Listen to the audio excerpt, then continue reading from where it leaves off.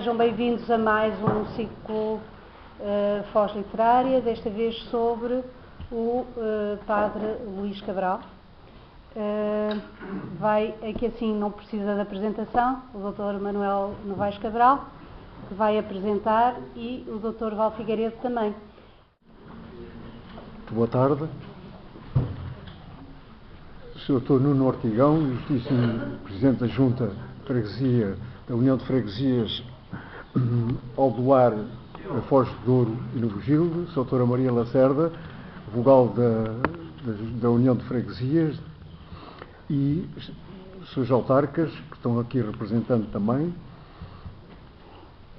o Sr. Manuel Sequeira Cabral, representante da família hoje homenageado do Padre Luís Cabral, e meus senhores e meus amigos. Permitam-me que reserve também uma especial saudação ao Sr.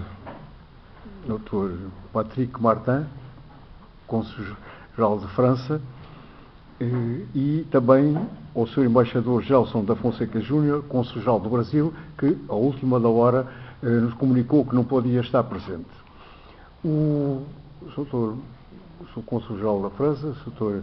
Patrick Martin, só para lhe dizer que nós estamos numa casa aqui que teve a participação de um grande francês, Simon de Rouen, filho do grande homem da nossa história de arte, João de Rouen, e irmão de um Jerónimo de Rouen, também ligado aos Jerónimos. Portanto, o Simão de Rouen está muito intimamente ligado aqui a esta casa onde nós estamos, como está também à Serra do Pilar. Ao Sr. Embaixador, sou Cônsul-Geral do Brasil, diria que nós estamos a homenagear um português, mas também, ou que também foi, ou também é, luso-brasileiro. A sua segunda pátria, o Padre Luís Cabral, considerava o Brasil a sua segunda pátria. Que é uma grande figura da Igreja e da cultura portuguesa e da cultura luso-brasileira, ainda hoje lembrado, por exemplo, ainda há muito pouco tempo, a propósito de umas atas, consultando umas atas do Congresso de História da Educação no Brasil, da Sociedade Brasileira de Educação, nestas últimas atas que eu tenho, do ano passado, só aí há duas teses, duas comunicações sobre o papel importantíssimo dos jesuítas no ensino do Brasil a partir dos anos 10 do século XX, tendo como figura central, sempre referida por qualquer dos investigadores, o Padre Luís Cabral. Há ruas por onde passamos. Por umas passamos todos os dias, por outras de quando em vez. Alimentam, dão sopro, dão vida à nossa geografia. Mas ruas há que são elas a passarem por nós, a dar-nos vida com a evocação que delas nasce. E tanta, quando vemos ou sentimos o nome que elas trazem, como que a convocar-nos à presença das evocações, à presença dos evocados. Mesmo esquecidos, quantas e quantas vezes esquecidos, elas aí estão para trazer memórias e tempos passados, mas também e sobretudo para nos dar presente e dizer que temos de contar com eles para o futuro. É o caso de uma rua por onde muitos e muitos passam, mas que é daquelas mesmas que são elas a viverem em nós pelo nome que trazem e a vida que através dela percorrem. Aqui mesmo na Foz temos uma rua destas que pode dar vida à nossa própria geografia interior, com o nome que traz a tornar-se presente, a convocar-nos ao seu conhecimento. É esta mesmo a Rua Padre Luís Cabral, a dizer-nos que está vivo, vale a pena reconhecê-lo, trazer a sua vida e a sua obra até nós, novamente, dar-nos espírito e alma e, com o seu exemplo, ajudar-nos ao caminho a que viemos. Por isso, ao planearmos o que viria a ser o programa da Foz Literária, logo se nos impôs trazer, não propriamente a Companhia de Jesus Nosso Senhor, que é sempre boa companhia, diga-se de passagem, e da Irmandade com o seu nome, mas a companhia de quem, professando na fraternidade de Santo Inácio e São Francisco Xavier, viria a tornar-se figura insigne da cultura portuguesa, melhor, da cultura luso-brasileira, a merecer evocação sábia, dedicada, sentida, como será a que iremos ter a seguir com o meu velho amigo, o Dr. Manuel Novaes Cabral, familiar estreitíssimo e devotado do nosso homenageado, e a quem pedi para vir até hoje, até nós, dizer-nos da sua sabedoria, abrir-nos caminho e que, penhoradamente, agradecemos. É vasto o seu currículo, costuma sempre dizer que não precisa de apresentação, mas precisa sempre de apresentação. O Dr. Manuel Cabral, o Dr. Manuel Novaes Cabral, é um autor, foi presidente atual do Instituto do Vinho do Douro e do Porto, dedicou-se sempre à investigação, é um autor com várias obras publicadas, uma delas magnífica, que todos com certeza se lembrarão, que é sobre os territórios do vinho. Julgo que depois da sua evocação vai ser a Rua Padre Luís Cabral a passar bem por dentro de nós e não nós a passarmos por ela. Muito obrigado.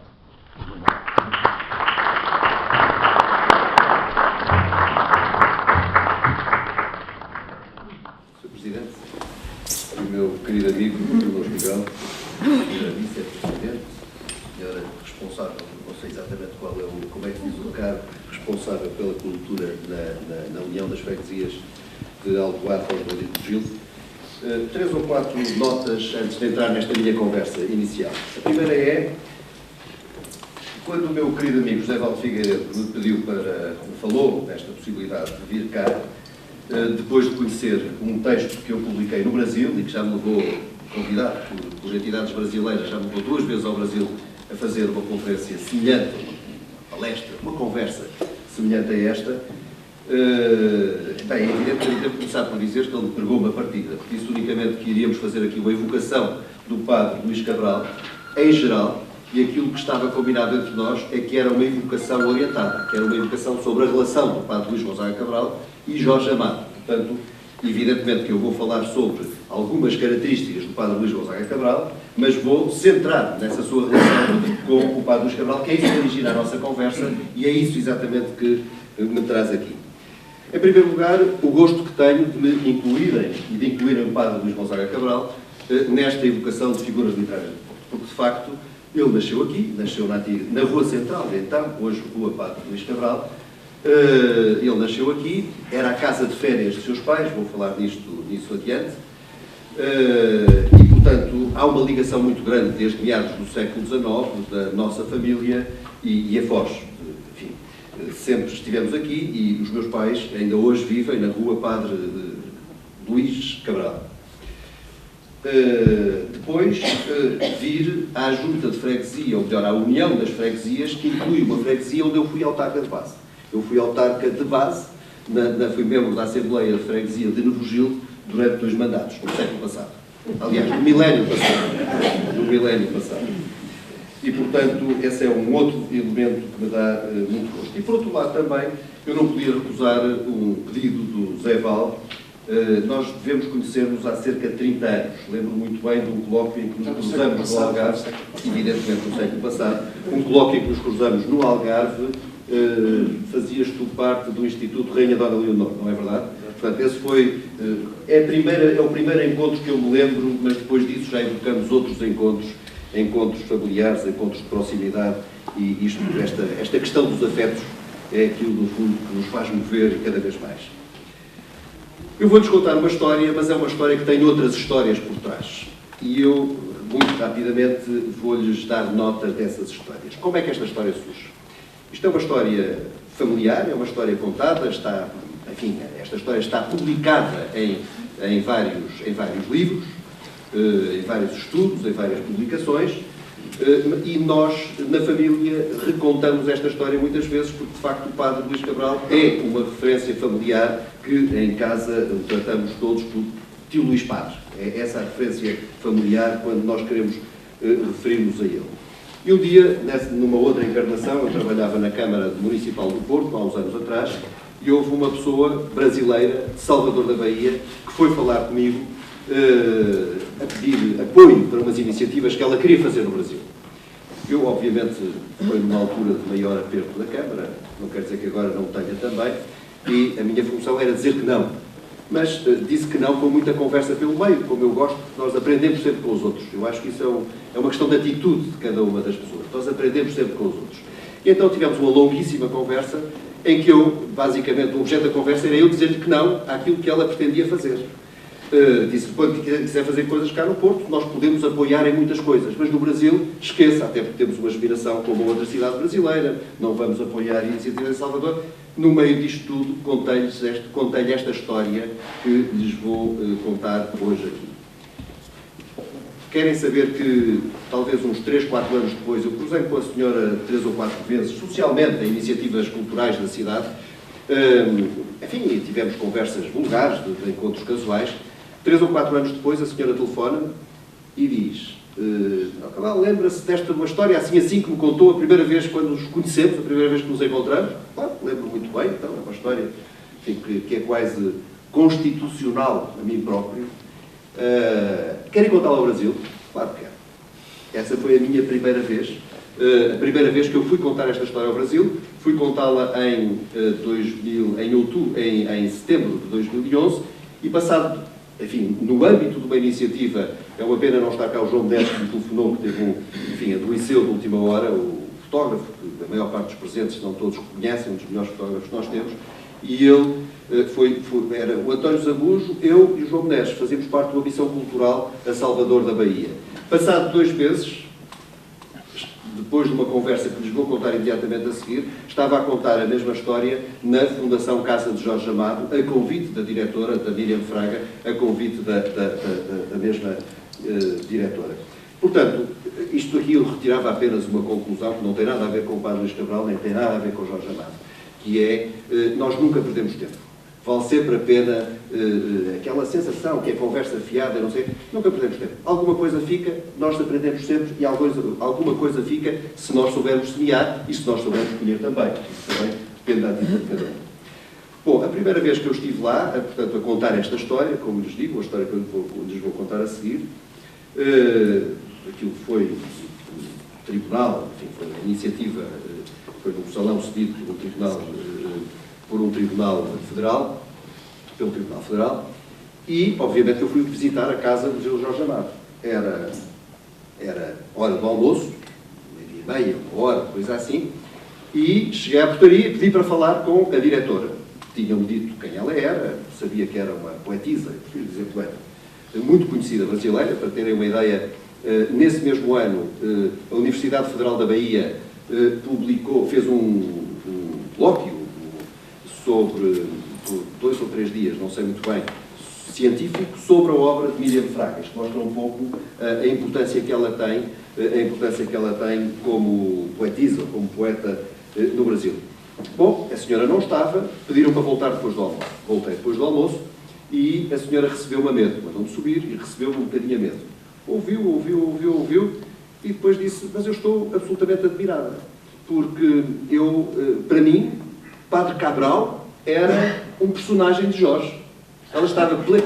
E agora caio da cadeira, percebendo que, afinal, o Padre Cabral era um personagem vivo, de carne e osso, e tem descendentes. Não é exatamente, mas é ver.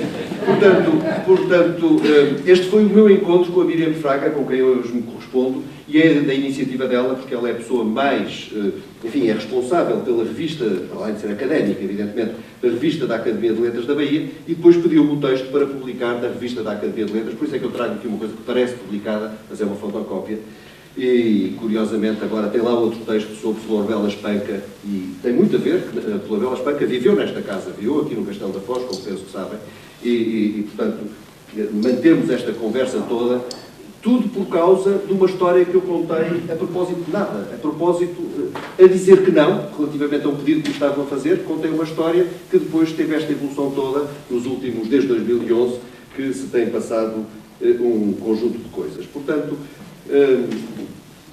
terceira nota que lhe deixava. É evidente que as minhas idas, e desde aí fui variadíssimas vezes a Salvador da Bahia, levaram, evidentemente, ao Gabinete de Leitura, Real, no Rio de Janeiro, que é um edifício neogótico, aliás, como é o do Rio de Janeiro também. É um edifício bonito, muito imponente, perto de uma zona muito central de Salvador, e,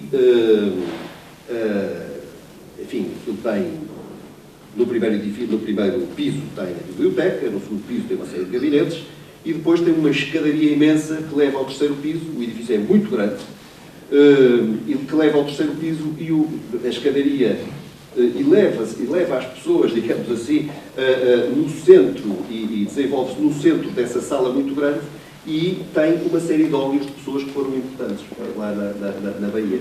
Bom, eu subo àquela sala, é a primeira vez que lá ia, estava lá com a direção da Academia do Gabinete de Leitura, e dou de caras com o retrato ao óleo do padre Luís Gonzaga Cabral, que não era tão parecido comigo, como disse a minha filha Maria, como aparece agora aqui nesta fotografia, que eu não conhecia. A minha filha Maria descobriu uma fotografia que é, enfim, até eu me acho parecido. Quando os próprios se acham parecidos, realmente não acham, não é? Até eu me acho parecido. Bom, e, portanto, e depois vinha comprar num sebo, num alfarrabista brasileiro, um livro com os discursos de homenagem ao Padre Cabral quando quando descerraram aquele retrato ao óleo dele, no meio de uma dúzia, talvez, de personagens que foram importantes lá no Gabinete de Leitura do Brasil.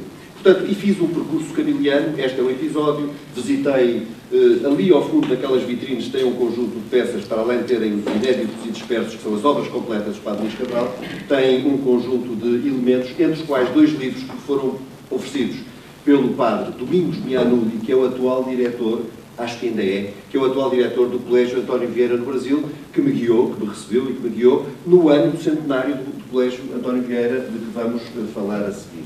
Bom, isto são as histórias da história, digamos assim. Eu acho que estas histórias da história fazem parte da história. Portanto, não resisti a contar-lhes. Agora vou ser, enfim, se é que não tenho sido já, vou ser porventura um bocadinho mais maçador, que vou ler uma parte desta palestra, se quiserem. E deixava-lhes esta nota. Eu vou citar muitas coisas.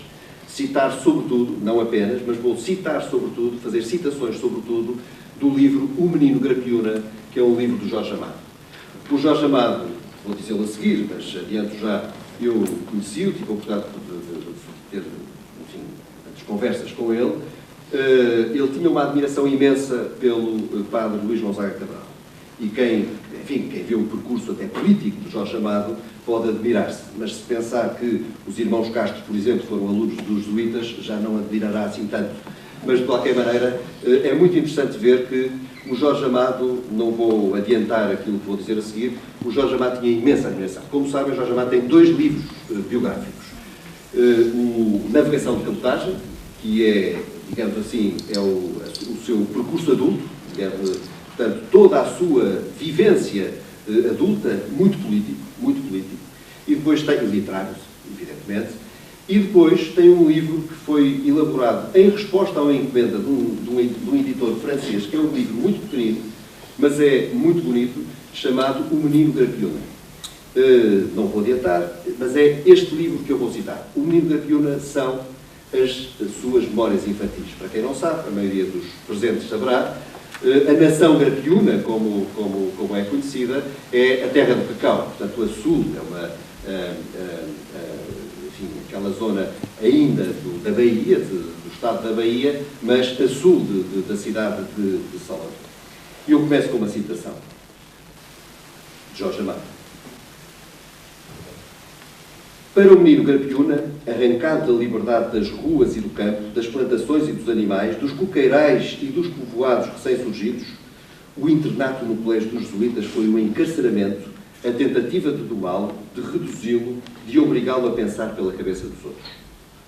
É desta forma limitativa e censória que Jorge Amado faz a primeira referência ao colégio António Vieira, dos padres jesuítas, em São Salvador da Bahia, Todos os Santos, como chegou a chamar-se, onde seu pai o internara aos 9 anos. No Menino Grapiúna, que foi um livro que referi, editado pela primeira vez em 1980, então onde retirei este excerto e muitos outros a seguir, ele traça as suas aventuras infantis, percorre, portanto, as suas aventuras infantis e traça o percurso familiar. Neste pequeno livro é fácil aperceber-nos da bondade de sua mãe, Dona Eulália, como ele próprio trata, da dureza do seu pai, o coronel João Amado Faria, não era coronel, era coronel à brasileira, o coronel João Amado Faria, ou o companheirismo do seu tio, o coronel, também não coronel, o coronel Álvaro Amado, que ele classificava homem ladino e aventureiro, no testemunho do próprio escritor. Ao longo do texto, percorremos a saga do cacau empreendida na nação grapiúna, as migrações da mão de obra, a apropriação das terras de ninguém, as lutas pela posse, o crescimento de populações que surgiram do nada com os consequentes negócios dos bens e da carne, as difíceis relações sociais e o pouco valor da vida humana. E aí, Jorge Amado conta-nos a sua intimidade com os despossuídos, a expressão é dele, com as mulheres marcadas com ferro em brasa, a perseguição da bexiga e dos bexigosos, as suas primeiras noções de amor, a vida intensa e sôfrega passada entre o amor e a morte, conta-nos, enfim, mais uma vez a expressão é dele, conta-nos, enfim, das suas universidades. Depois de uma infância plena de liberdade, Jorge Amado sentiu-se encarcerado quando o pai, pretendendo embora educá-lo no melhor colégio, o de maior renome, o interna no Colégio António Vieira, que nessa época, em cerca de 1920, ganhava um novo fogo. Com efeito, o advento da República em Portugal tinha conduzido a mais uma, a terceira, como todos sabem, expulsão da Ordem de Santo Inácio. Os revolucionários consideravam que os padres jesuítas eram demasiado influentes e, por isso, foram vilipendiados, insultados e ferozmente perseguidos. À frente da província portuguesa estava então, da Companhia de Jesus, estava então o padre Luís Gonzaga Cabral, que apesar de ser uma das presas mais apetecíveis da República, conseguiu escapar do seu colégio de Campolide, porque ele era também diretor do colégio de Campolide, em Lisboa, refugiando-se em casa de um alfaiate das vizinhanças e depois junto de uma família francesa. Não cumprimentei devidamente o Sr. Cônsul de França, que está aqui à minha frente, meu querido amigo, para ler mais tarde. Estão impressas e contam-se ainda hoje na família histórias rocambolescas a propósito da sua evasão. Esta aconteceu graças ao padre Cabral ter-se disfarçado de caixeiro viajante, vendedor de máquinas de escrever Remington, reparem no detalhe, tendo sido essenciais à peripécia dois recursos que lhe sobravam: o seu reconhecido bom humor e o grande dom que tinha para as línguas e para a representação. Aliás, depois, isso pode ser visto ali em numerosas fotografias de um dos livros que me foi dado pelo padre Domingos de Mianuli, comemorativos do centenário do Colégio António Vieira. Uma das coisas que o padre Luís Cabral fez no colégio foi exatamente organizar grupos de teatro, o que é muito interessante e que se calhar influiu muito o percurso de muitos dos alunos que foram alunos do Colégio António Vieira. Mas a história está contada na primeira pessoa, no final do primeiro volume da obra, que ele, padre Cabral, encarregou o padre, qual é seu homónimo, o padre Luís Gonzaga de Azevedo, também jesuíta, de elaborar, intitulado Proscritos, que é do conhecimento de muitos presentes, Proscritos, e que constituiu a memória, ou constitui, porque ainda o temos bem presente, a memória viva do que passaram os jesuítas portugueses nessa época. Nos primeiros tempos de exílio, passou-se o padre Cabral a percorrer diversos países da Europa e a divulgar o seu protesto intitulado Ao Meu País, o qual foi impresso em diversas línguas e teve numerosas edições, bem como a reunir e a instalar a sua numerosa família religiosa, que era a expressão que ele utilizava. Mas vamos então à evocação do padre Cabral. Quem era, afinal, este padre jesuíta que tanta influência viria a ter na vida de Jorge Amado e na obra de Jorge Amado, apesar do seu fugaz encontro?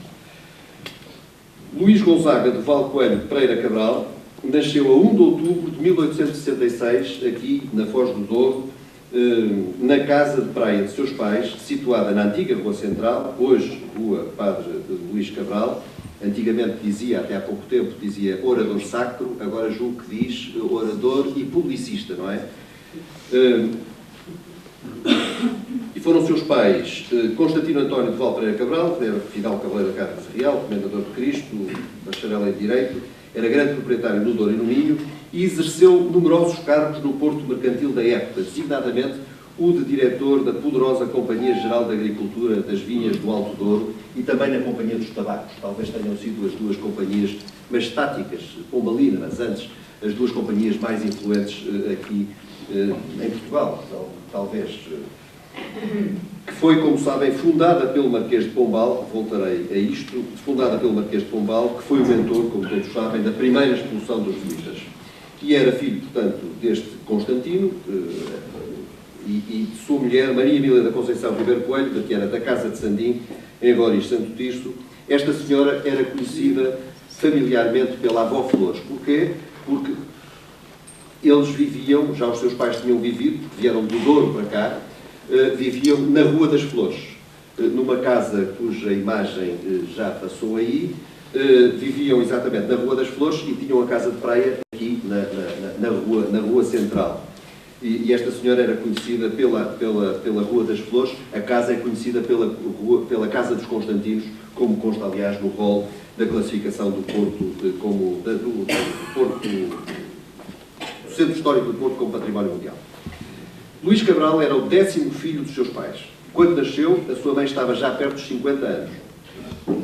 Os trabalhos de parto foram de tal modo complicados que, estando em risco as vidas da mãe e do filho, a vizinhança e a parentela o apelidaram logo como o menino do milagre. Mas deixemos o padre Cabral falar de si próprio. A minha mãe valeu-lhe a extraordinária robustez e heroica paciência em sofrer os trabalhos a que a sujeitei. A mim, valeu-me a eloquência precoce que me atribuem, quando todos me davam por perdido e vendo-me arroxeado, quase exânime, me deixaram sobre a bacia do primeiro banho para atender à minha mãe. Este está perdido, vamos tratar da mãe. Para atender à minha mãe, em sério risco de vida. E afirmei, diz ele, de repente os meus direitos à existência num espernear enérgico e num berreiro de ângulos que espantou a morte e chamou a mim as atenções alvoroçadas e felizes dos circunstantes. Aos 9 anos, com a mesma idade em que o mesmo acontece com Jorge Amado, Luís Cabral é levado para Lisboa por sua mãe e entregue aos cuidados dos padres inacianos da Companhia de Jesus do Colégio Capelino, do qual ele depois, mais tarde, veio a ser diretor, como já referi. Não deixa de ser interessante esta opção pela Companhia de Jesus. E reparem, aqui há alguma novidade. A sua mãe era, e vou citar o seu biógrafo do padre Cabral, Domingos Maurício Gomes dos Santos, e cito, a sua mãe era senhora da crisolada das virtudes, sobretudo de vivíssima piedade. O culto afervorado da religião foi sempre, na família Cabral, de tradições arraigadas.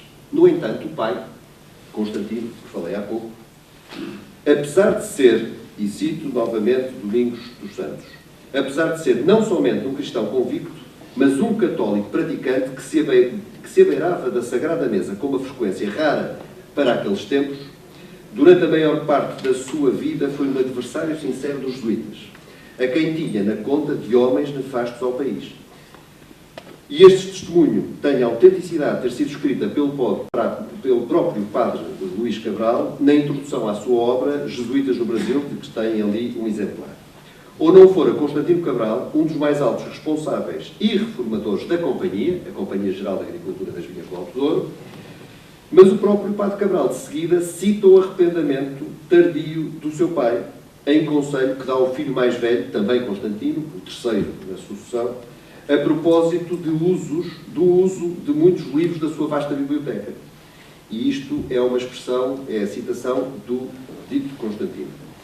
Quero preveni-lo, pai de Luís Cabral, quero preveni-lo de que o conteúdo destas duas estantes são livros maus, que eu olhei durante muitos anos como um quinto evangelho. Tenham-os sempre debaixo de chave para que não vão fazer mal a outros. Estão a ver isto nos tempos que correm, um pai dar um conselho de textos a um filho. A partir do dia em que franqueia pela primeira vez as portas do Colégio Capelino, toda a vida do padre Cabral é centrada na Companhia, tendo desenvolvido a sua atividade essencialmente como religioso e pedagogo. A sua ação foi marcante para várias gerações, sobretudo portugueses e brasileiros. Há ali a citação, a referência a uma série de brasileiros, um deles foi primeiro-ministro da República Brasileira, acaba por ter um relevante papel político que não desejaria, pelo facto da Revolução Republicana, de 1910, ter acontecido durante o exercício do seu provincialato, enquanto provincial, portanto, responsável pela província portuguesa dos jesuítas, que durou de 1908 a 1912, portanto, apanhando a meio a implantação da República. Era um requerido orador sagrado, por muitos considerado o maior do seu tempo. Foi diretor do Colégio Capelino de 1903 a 1908, portanto, antes de ser provincial, época em que o colégio ganha maior relevo, sendo acrescentado e melhorado graças ao investimento de bens do seu diretor. Em paralelo, o Padre Cabral desenvolve uma intensa atividade como pregador sacro, ganhando fama às suas conferências quaresmais, pregadas no púlpito da Igreja dos Mártires, e os sermões quaresmais, pregados na sede de Lisboa. E chama a atenção da sociedade da época, que acorre em grande número para ouvir, sendo de assinalar, reparem, o registro na assistência, numa delas, de Teófilo Braga, que, como sabem, veio a ser Presidente da República em 1915. Não fora apanhado a meio do seu provincialato pela Revolução Republicana, e essa seria certamente a história do Padre Luís Cabral. Um grande pedagogo e um orador sagrado aplaudido. Mas a vida tem destas coisas. A meio da sua vida, ele é obrigado a novas provações, a um exercício político para o qual não se sentiria vocacionado, mas que, desafiado, exerce com enorme vigor. O seu protesto, que já referi ao meu país, é o seu grito de revolta pela injustiça tremenda que considera ter sido cometida pelas novas autoridades republicanas. O seu biógrafo, também já referido, Domingos dos Santos, diz que este escrito, e agora volto a citá-lo, alcançou o mais extraordinário êxito que nestes últimos 50 anos se registou na bibliografia portuguesa. Além de inúmeras edições vernáculas, largamente espalhadas de norte a sul, foi traduzido, pelo menos, diz ele, em alemão, inglês, espanhol, francês, italiano, holandês e, agora reparem, e até em árabe. Isto é absolutamente extraordinário, tendo em conta a época em que estávamos. Saindo reproduzido nos principais jornais e revistas no estrangeiro. O governo provisório tentou estorvar a sua divulgação em Portugal, decretando a apreensão dos exemplares remetidos pelo correio. Isto, porém, serviu apenas para uma maior publicidade, também como normalmente acontece. Nos cafés e nos bondes elétricos, e até nos teatros, todos queriam ler o protesto do provincial dos jesuítas portugueses. Em Lisboa, Porto e Coimbra, teve honras de leitura pública, sendo uma delas, por sinal, feita pelo grande humorista Ramalho Ortigão, já convertido, e não vamos agora falar de Ramalho Ortigão e da sua conversão no final de vida. Portanto, foi lido publicamente por Ramalho Ortigão, velho conhecimento do autor em Campolide e que, em cada período, era sacudido pelos soluços e lágrimas que lhe estouravam a alma. Depois de deixar o provincialato, continuou pela Europa, até rumar à Bahia em 1916. Aí tornou-se quase o orador oficial da colónia portuguesa, como aconteceu, por exemplo, quando lá chegou Gá Coutinho e Sacadura Cabral, em 1922. Ao mesmo tempo, percorria o Brasil de les a les, proferindo conferências, animando púlpitos em numerosas intervenções, que em grande parte tiveram edição avulsa e acabaram, que ainda hoje é possível em alfarrabistas encontrar muitas dessas edições em pequenos folhetos, enfim, com conferências, e que acabaram publicados nos tais 8 volumes dos chamados, aqueles chamou, inéditos e dispersos, que foram publicados ao longo da sua vida.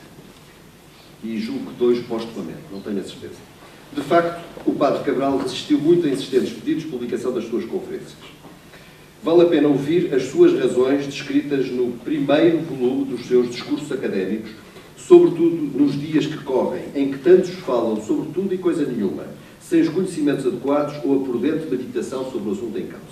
Dizia o Padre Cabral, deixou escrito: sou inimigo da improvisação temerária que se abalança a falar em público sem a profunda meditação do assunto, exigida pelo respeito devido a todos os auditórios, por humildes que sejam. Por isso, ele ia colher materiais para cada assunto que havia a tratar, depois meditavam, quanto me permitia a minha pouca idade e o tempo de que dispunha, escrevia numa folhinha de 18 por 13, escrevia numa folhinha de 18 por 13, preenchida nas entrelinhas, esse resumo esmiuçado, e entregava depois, ao calor da improvisação, a estrutura verbal do discurso. Nestas condições, é claro que não podia, sem mais, entregar os sermões ao prelo, pela simplicíssima razão de que não os tinha escrito. Em uma hora, digo eu, ele resolveu dedicar-se ao trabalho de publicar grande parte das suas intervenções, perpetuando assim muito de material de interesse. Cheguei a procurar tenho correspondência com a bibliotecária do Colégio António Vieira, esses caderninhos de 18 por 13, mas encontrei lá muitas coisas dele, porque ele morreu lá em 1939, encontrei lá muitas coisas dele, mas não encontrei esses caderninhos. Mas eu não perdi a esperança. O Padre Cabral veio a morrer no Colégio António Vieira, a cuja organização e construção dedicou com intensidade os últimos anos de vida, e que o colégio, como lhes disse, precisamente em 2011 completou o seu centenário. Ele morreu em 28 de janeiro de 1939. Morreu no Brasil, a sua segunda pátria, como tantas vezes dizia. O Padre Cabral cruzou-se com Jorge Amado, vamos ver como, citando o próprio Jorge Amado, e marcou profundamente Jorge Amado, como vamos ver. O Jorge Amado teria entre 9 e 11 anos, quando eles se cruzaram, não terá marcado o Padre Cabral, apesar de ele ter de certeza memória até ao fim da sua vida do Jorge Amado, mas não há registro de nada escrito sobre o assunto. Vamos ver porquê. É exatamente neste tempo que o Padre Luís Gonzaga Cabral encontra o tal Nino Grapiúna Jorge Amado.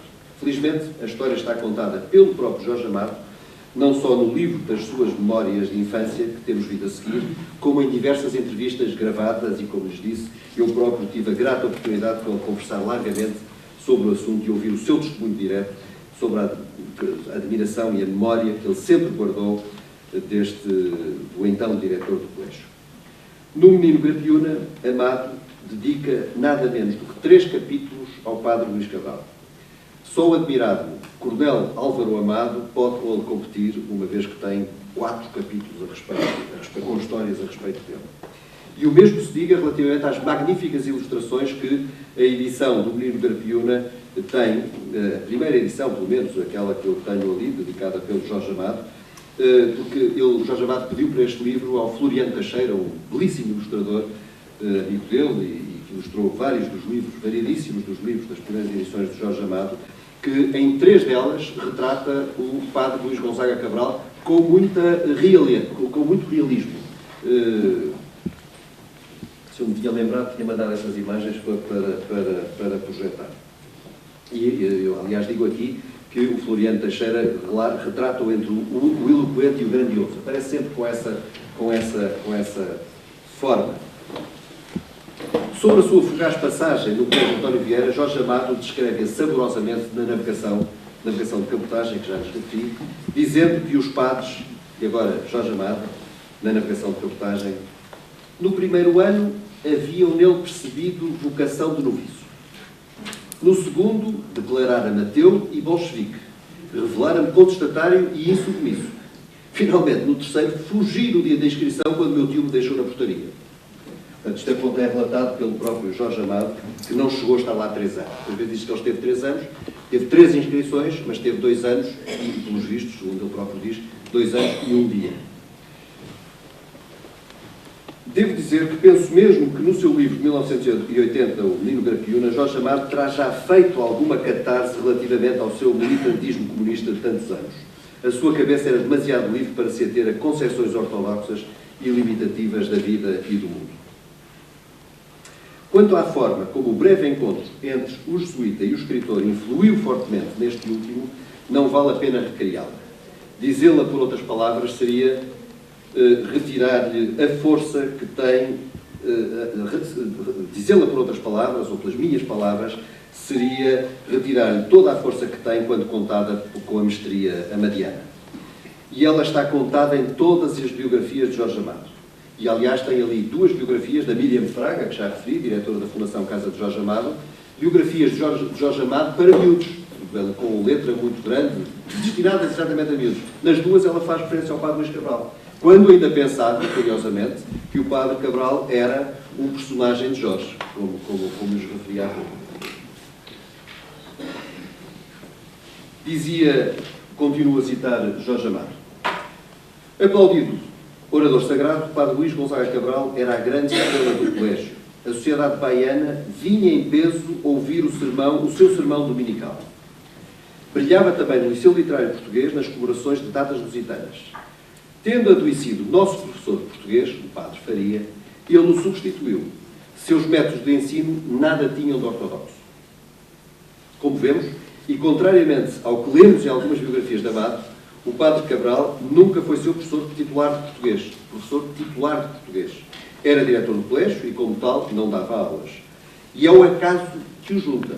O acaso e a inopinada doença do Padre Faria, do dito professor titular de português. Continuemos, porque senão, provavelmente, nunca se teriam encontrado, ou pelo menos nunca teriam tido este encontro, que foi o encontro que marcou Jorge Amado. Continuemos a seguir atentamente as memórias do menino Garapiuna. Continuo a citar. Em lugar de nos fazer analisar os Lusíadas, tentando descobrir o sujeito oculto e dividir as orações, reduzindo o poema a complicado texto para as questões gramaticais, fazendo-nos odiar Camões, o Padre Cabral, para seu deleite e nosso encantamento, declamava para os alunos episódios da epopeia. Apesar do sotaque de Além-Mar, a força do verso nos tomava e possuía. Lia-nos igualmente a prosa de Garrett, a de Herculano, cenas de Frei Luís de Sousa, trechos de lendas e narrativas. Patriota, desejava, sem dúvida, nos fazer conscientes da grandeza de Portugal, o Portugal das descobertas e dos clássicos. Obtinha bem mais do que isso.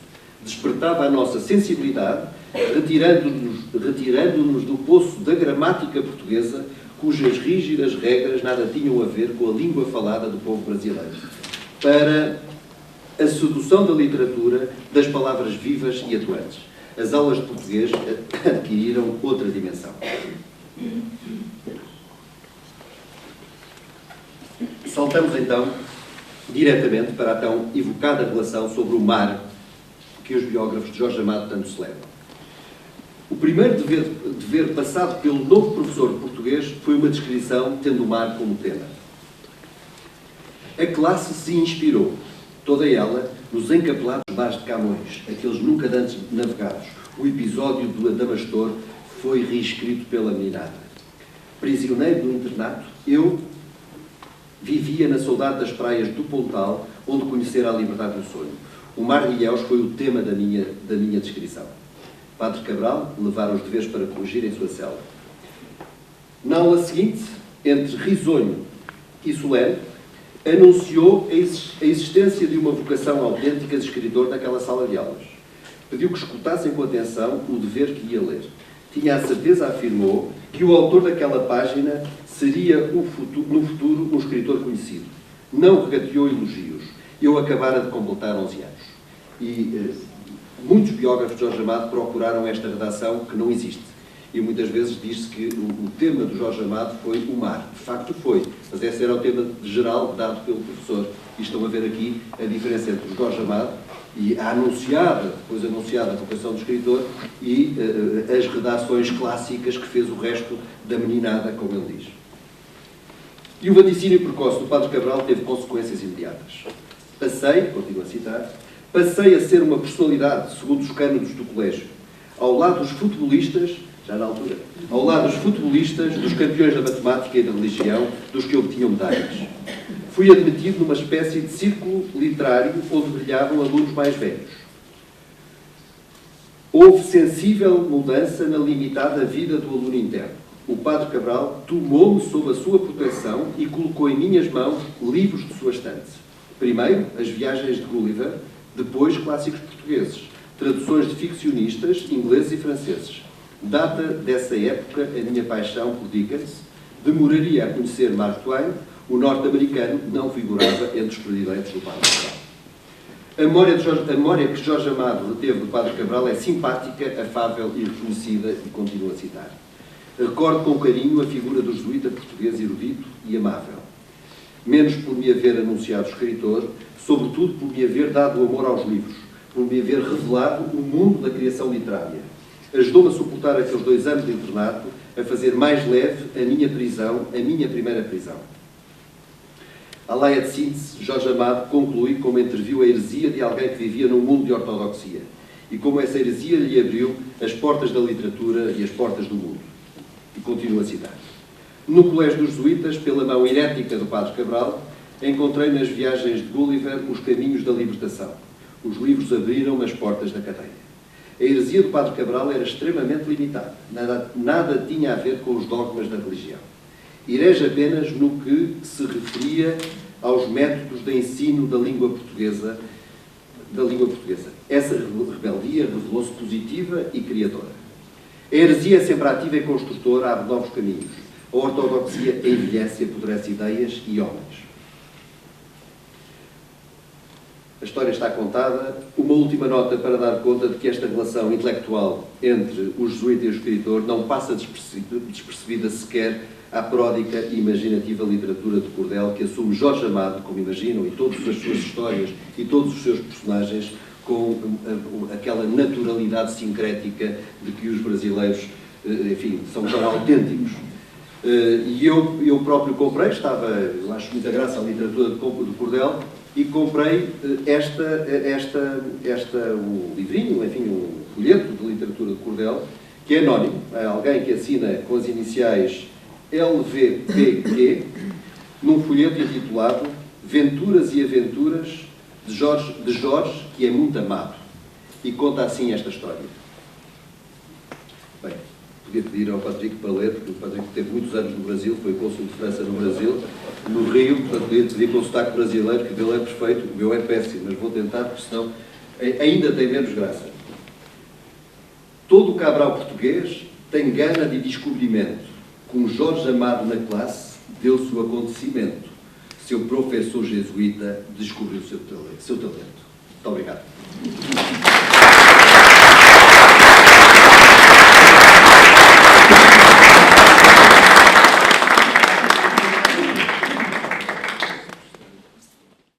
Antes de mais, queria agradecer a excelente edição de literatura, porque a literatura é feita destas coisas, não é? Nós conhecemos os escritores, estudamos os escritores, sabemos do seu texto e da sua ficção, mas muitas vezes falta-nos exatamente aquilo que é o que dá sabor, que é o homem, não é? O homem, neste caso, o menino. E, portanto, ficamos a saber mais sobre um escritor que marcou, com certeza, muitos da minha geração, Jorge Amado, sobre o Padre Luís Cabral, que terá marcado menos enquanto escritor, mas é alguém que vale a pena retomar, que vale a pena visitar e sobre quem vale a pena aprender e, portanto, queria agradecer muito aos meus intervenientes, porque enfim, é sempre uma oportunidade muito importante, muito interessante para aprender e para alargar esta matéria, que são feitos os sonhos, que afinal é a literatura, mas essa matéria tem uma realidade. Portanto, é muito bom. Muito obrigada. A minha intervenção é muito curta, é só para lembrar, enfim, enquanto uma das ativistas que está a tentar desenvolver estes roteiros literários na Foz do Douro, lembrar que nós temos, enfim, há uma previsão de visitas efetivas, deslocações pelas ruas da Foz, procurando encontrar as casas, os lugares, fazer falar as pedras, fazer falar as esquinas, as magnólias, as bugambilhas. Enfim, aqui o grande responsável por todo este roteiro, que é, como sabem, José Val Figueiredo, vai-nos guiar e vai-nos ensinar a encontrar esses recantos. Nós temos este projeto já desse passeio físico, não é, dessa deslocação, há uns tempos, mas a verdade é que, enfim, uma enfermia mais intensa não nos tem ajudado muito e achamos por bem, pareceu-nos razoável deixarem aberta a data dessas visitas, que serão devidamente anunciadas, há pessoas já pré-inscritas até, serão visitas a fazer aqui por ruas que conhecemos, mas encontrando alguma novidade, mas como também não precisamos desse sacrifício, não temos uma penitência a cumprir, vamos fazê-lo deixando dias um pouquinho mais airosos, com um pouco mais de sol, eventualmente também um pouco mais de luz, portanto, quando se anunciar a primavera, lá para finais de fevereiro, princípios de março, nós daremos conta e faremos então um plano com calendário para percorrer os lugares que estão anunciados nos roteiros da Foz e que ainda não estão cumpridos fisicamente. Iremos fazê-lo, portanto, em breve, e fica aqui o anúncio dessa atividade e a ameaça da nossa existência a muito breve prazo. Muito obrigada.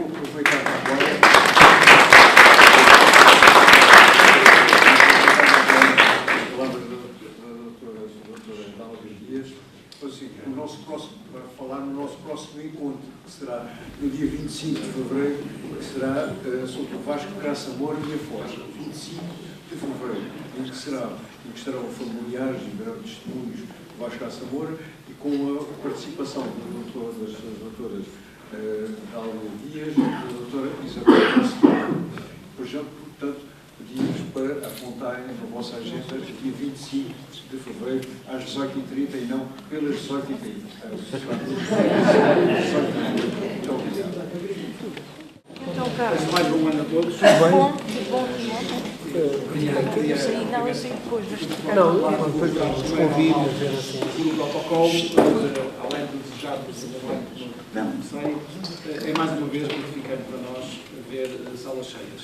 Isto tem acontecido um bocadinho, algumas das nossas iniciativas que temos vindo a fazer, além desta que o Dr. Paulo Figueiredo referiu. Nós, dia 23, temos o fim do Festival de Janeiras, que também é uma coisa um bocadinho inédita que resolvemos fazer, levando às 3 freguesias, mas a 4 locais, o Festival de Janeiras um bocadinho insólito, não era muito normal. Como ficámos todos a consciência, como eu disse, de não ter feito ano passado, tínhamos começado há pouco tempo estas funções, resolvemos fazê-lo e vamos ter em Cristo Rei o encerramento no dia 23 às 9h30 da noite, no centro paroquial, este Festival de Janeiras, que, como vos digo, tem corrido muito bem, desde aqui da Igreja de Foz do Douro, onde começou, passou pela Paróquia de Alvar e tivemos que mudar da Igreja de Novo Gil, porque é pequenina para tanta gente, e enchemos praticamente o estúdio 400 e tínhamos o centro paroquial de São Miguel de Novo Gil. Protocolarmente, Sr. Cônsul, muito gosto, não conhecia, um prazer, o Sr. das Ligações tem algumas, eu também tenho algumas. Sobre aqui duas novidades, Manel, e já agora agradeço ao Sr. Professor por ter lembrado. Eu não sabia das ligações familiares, não sabia das ligações do Padre Luís Cabral à Bahia, as minhas também são algumas e muito presentes, por isso é realmente uma coincidência feliz, é mesmo um prazer termos visto nestas andanças, da autarca, e eu vou suceder de alguma forma. E, por outro lado, um bocado até como o que a doutora Dália disse, e também foi aqui dito, isto, no fundo, ajuda-nos também a percorrer de outra forma esta rua. Eu já percorri muitas vezes, como é óbvio, a todos nós, mas realmente esta iniciativa dos tais roteiros literários vai-nos fazer, provavelmente, ter uma perspectiva diferente destas ruas que nós passamos todos os dias e que às vezes não olhamos. Eu lembro uma vez ter feito uma visita em Lisboa com um arquiteto para ver a arquitetura fantástica do Cassiano Branco, e ele dizia que as cidades devem-se ver olhar para cima. Aqui na Foz, sobretudo na Foz, não precisamos olhar assim muito para cima, as coisas estão muito baixinhas e alguns sítios na Foz de Velha temos essa sorte de mesmo para já, mas espero que nos anos também classificado, e realmente não temos esse problema, e por isso, se calhar, mais uma vez, é de louvar a iniciativa, porque nos vai fazer percorrer essas ruas com outro contexto. As coisas são completamente diferentes, acho que vocês sabem, e uma das experiências mais enriquecedoras que tive foi ter a sorte de não sei se os estudantes já tiveram, mas de ser acompanhado, às vezes, eu sou licenciado em História, por professores de História ou de Arte, que no fundo me ajudam a interpretar um quadro, ou uma escultura, ou a Capela Sistina, por exemplo, tive esse privilégio de ver a Capela Sistina durante 3 horas e interpretá-la de cima a baixo, o trabalho de Miguel Ângelo. Enfim, isto é das coisas mais enriquecedoras e é exatamente a aposta, isto para voltar um bocadinho ao princípio, é a nossa aposta, tem sido isso que eu tenho dito, sobretudo tenho estar aqui presentes, que é a nossa aposta na cultura. e na história, educação, e que será sempre esta uma das nossas grandes prioridades, para além da coesão social. Essa às vezes é menos visível, mas nós também fazemos, mas não a publicitamos tanto, ou antes praticamente não a publicitamos, por razões óbvias, mas esta aqui é claramente um dos pilares, porque nós queremos cidadãos exigentes. É isso que nós queremos. Nós queremos que cada vez mais as pessoas exigentes, e nada melhor que o conhecimento para as pessoas serem realmente exigentes, e exigentes com os políticos. Por isso, também connosco. É assim, tendo conhecimento, não só o que nós partilhamos, mas também este, que as pessoas estão exigentes. Nós temos antepassados que nos ensinaram muita coisa e que nos vão continuar a ensinar. Por isso, muito obrigado. E se não for antes, ou até sexta, ou até dia 25, com o Vasco da Samora, isto para vos dizer que isto vai continuar, pelo menos enquanto nós tivermos até 2017, vai continuar, porque foram imensas as prioridades, sobretudo os escritores, que, de uma certa forma, ao que viveram, ao que passaram, ao que estiveram aqui e fizeram da Foz, realmente, ou tiveram na Foz a sua inspiração, e que inspiração. Muito obrigado a todos e até breve.